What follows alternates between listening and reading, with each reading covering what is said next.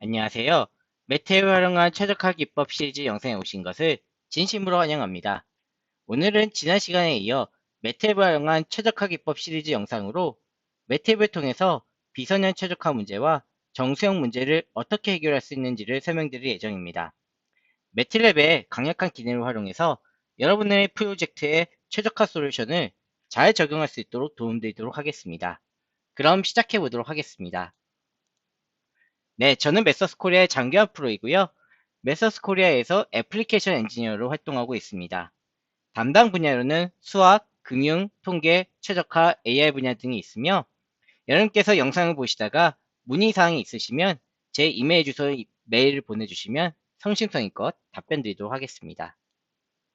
네, 지난 시간에 저희가 최소 제곱 최소화에 대해서 다루었는데요. 오늘은 이제 비선형 최적화 문제에 대해서 한번 살펴보도록 하겠습니다. 사실 현실 세계의 문제들은 꼭 직선처럼 단순하지 않은 경우가 대부분입니다. 예를 들어서 로봇이 장애물을 피해 가장 짧은 경로를 찾는다든지 자원을 효율적으로 배분하는 문제들처럼 대부분의 문제들은 비선형 최적화 문제로 귀결이 되게 됩니다. 매트랩을 활용한 비선형 최적화는 복잡한 함수의 최적점을 찾는 데 사용이 되며 이는 선형 모델로는 설명할 수 없는 복잡한 관계를 다룰 때 매우 유용하다는 말씀 드립니다. 비선형 최적화에 대한 데모에서는 여기 표시된 함수에 대한 최소화를 하고자 합니다. 보시는 함수는 단순해 보이기도 하지만 사실은 x와 y라고 하는 두 개의 변수에 대한 비선형 함수입니다. 저는 이 함수의 값을 가장 작게 만드는 x와 y를 찾고 최소값을 구하는 것이 목적이 되겠습니다. 함수 안에 한번 살펴보면 두 개의 제곱항이 이렇게 있고요. 이 전체가 로그항으로 감싸져 있습니다. 이렇게 함수가 복잡하게 꼬여 있게 되면 단순한 미분이라든지 공식을 사용해서는 쉽게 그 문제를 풀 수가 없을 것으로 생각이 됩니다.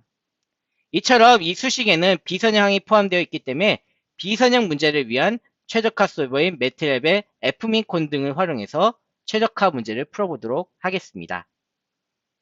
네, 여러분들 매트형에서 비선형 최적화 문제를 풀고자 합니다. 앞서 살펴봤던 로그 함수에 대한 수식이 이렇게 적혀 있고요. 그것을 이렇게 어노미너스 펑션으로 제가 정의를 해 놓았습니다. 그리고 나서 이 목적 함수에 대한 오브젝티브에 대한 이제 플러팅 한번 해 보았고요.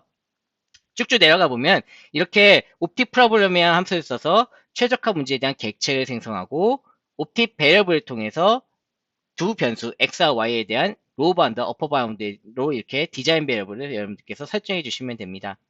그리고 나면 이 구조체에다가 오브젝티브 펑션을 넣어주시고 초기 x와 y에 대한 초기 이니셜 밸류를 갖다 이렇게 설정해 주시고 난 다음에는 여러분들께서 이 최적화 과정에 그 여러 가지 옵션을 넣을 수가 있는데요. 그 옵션 넣어주는 이 옵티 옵션 제한 명령을 통해서 한번 설정해 주시면 되고 여기서는 이제 그 과정에 대해서 시각화라는 기능을 넣었습니다.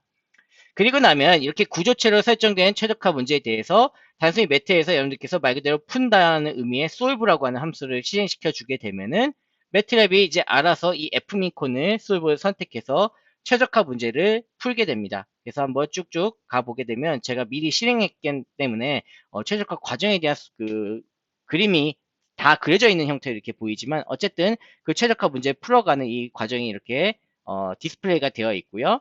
쭉쭉 내려보면 최적화 값은 9.1 곱하기 11-15승에 그때 x값은 1.33과 y는 1.03 정도의 값을 갖는 것이 최소값을 갖는다라고 하는 것을 우리가 도출해낼 수 있었습니다.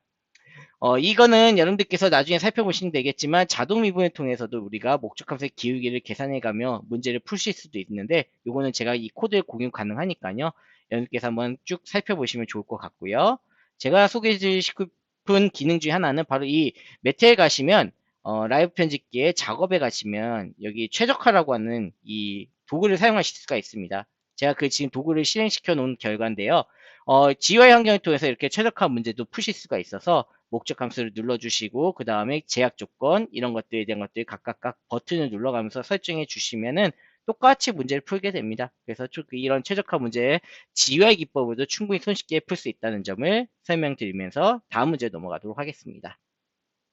자, 지금부터는 정수형 최적화 문제에 대해서 한번 같이 살펴보도록 하겠습니다.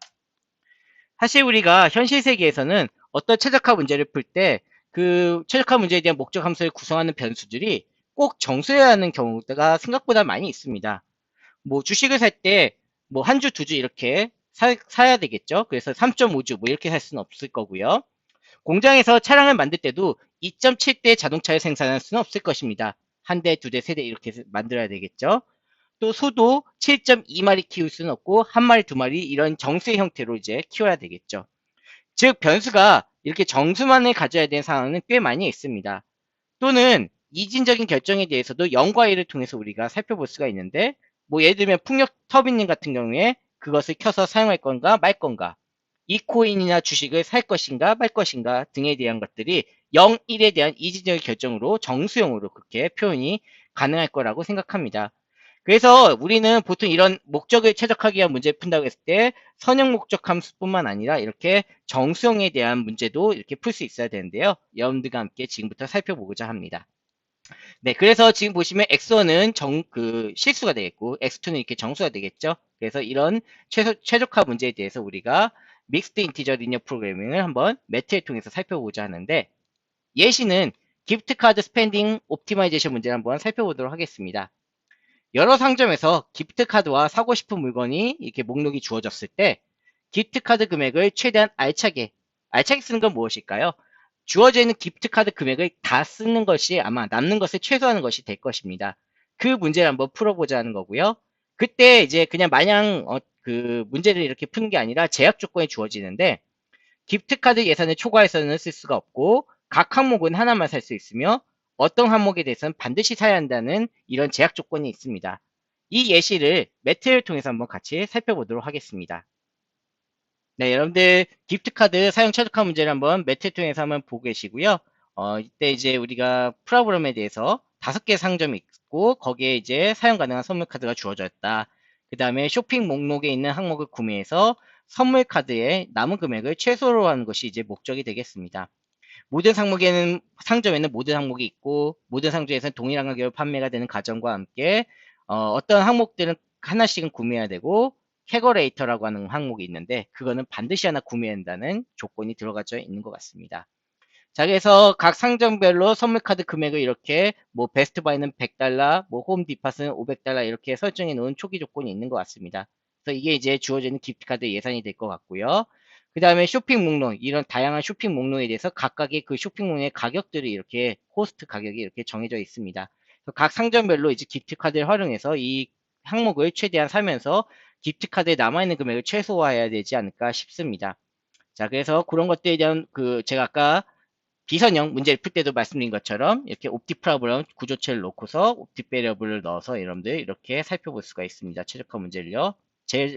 제약 조건을 넣는다든지 이런 것들은 좀 넘어가도록 하겠고요. 그래서 네, 지금 캐커레이터는 반드시 하나는 구매해야 된다 그랬죠. 그래서 1로 이렇게 돼야 된다는 조건을 넣어서 등식적 제약 조건 하나 집어넣어 놓고요. 그 다음에 오브젝트 펑션 해갖고 나는 가장 맥시마이즈 금액을 최대화하는 것이 남아있는 금액을 최소화하는 것이니까요. 그렇게 설정이 가능할 것 같습니다. 자, 쭉쭉 넘어가게 되면 그리고 나서 이제 마찬가지로 그 구조체로 문제 만들어 놓은 걸 갖다 솔브에다 넣어서 문제를 풀게 되면은 자동으로 매트랩이 이 인티저 프로그래밍에 대한 문제를 풀어서 솔루션을 구해주게 됩니다. 그래서 솔루션 나온 결과물 한번 쭉 살펴보면요. 예, 쭉 내려서 살펴보게 되면은 네, 베스트 바이는 100달러 사용할 수 있었는데 다 사용한 것 같고요. 홈 디팟은 1달러 남겨놓고 시어즈도 1달러 남긴 상태에서 여러분들 거의 다 사용한 것을 결과를 볼 수 있습니다. 그래서 인티저링 프로그램 함수 이렇게 들어가서 쇼핑 후에 기프트카드에 남아있는 금액이 가장 적도로 이렇게 문제를 풀었다라고 보시면 될 것 같습니다. 그래서 매트를 활용해서 여러분들께서 정수형 프로그램도 이렇게 손쉽게 문제를 잘 풀 수 있으니까요. 향후에 관련된 내용 여러분들 관심 있으시면 응용해 보시면 좋을 것 같습니다. 오늘 영상은 여기까지고요. 다음 영상에서는 정성 프로그램의 또 다른 예시를 한번 살펴보면서 그 다음 최적화 과정을 좀 더 이어나가도록 하겠습니다. 오늘 영상 시청해 감사드리며 구독과 좋아요는 사랑입니다. 감사합니다.